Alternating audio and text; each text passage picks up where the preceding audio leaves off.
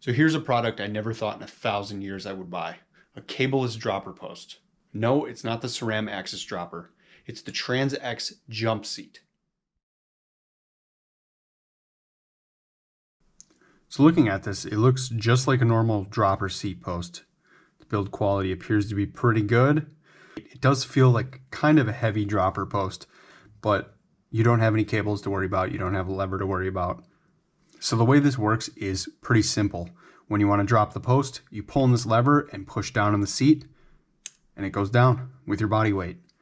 It is infinite adjustable, which means you can stop it and set it anywhere over the 100 millimeters of travel that it has. And then to raise it up, you just pull the lever again and it releases just like a normal dropper post that is lever actuated. Very interested to see how this is going to work on the trail. So one interesting feature of this dropper post is the 1-bolt seat clamping system. And I don't know if you guys can see it, but the bolt actually sits in a slot that's machined on a slight radius. So not only can you adjust your seat on the rails, but you can also adjust this on a radius.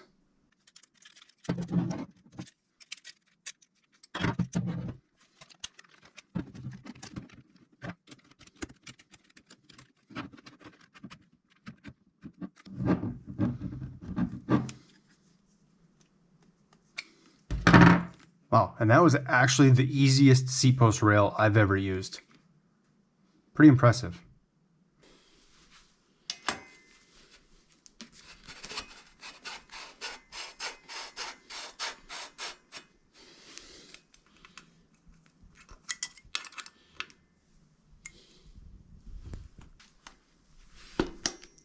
Simple as that. Works pretty dang good.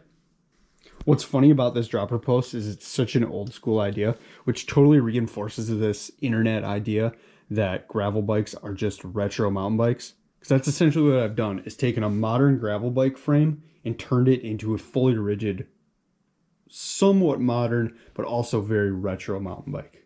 One thing to note on this particular dropper post is that the stack height is rather high.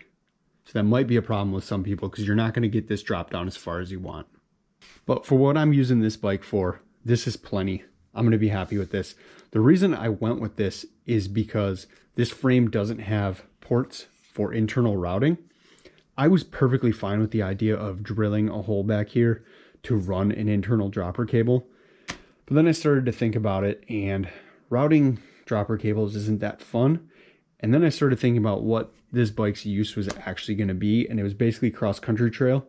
And I started to think maybe I'll just run a carbon seat post. And then I came across these, which I knew about for a while, I just never considered. And I was like, you know what, it would be kind of fun to give it a shot.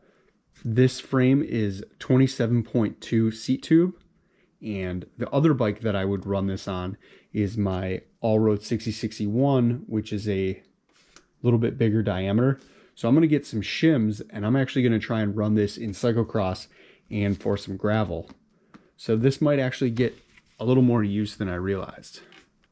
Now, I will say, I would never run this setup on an enduro or a full trail bike, just because I don't want to take my hands off when I'm adjusting the seat. You're usually adjusting it on downhills or through rough terrain, and that's just not safe to take your hands off when you're going through those sections.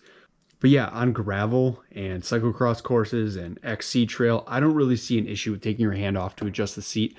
I don't think I'm going to be adjusting the height as much as I am on my enduro bike, because that's just not what this bike is going to be doing. So yeah, that's the TRANZX JUMPSEAT dropper post. I don't know if this is the best $120 dropper post on the market, because there's some really good internal routed lever actuated droppers that you can get in that same price range. But I'm very excited to try it. So let me know what you guys think in the comments below, and don't forget to like and subscribe, because I'm going to be doing a video on this bike build very soon. Thanks for watching. See ya.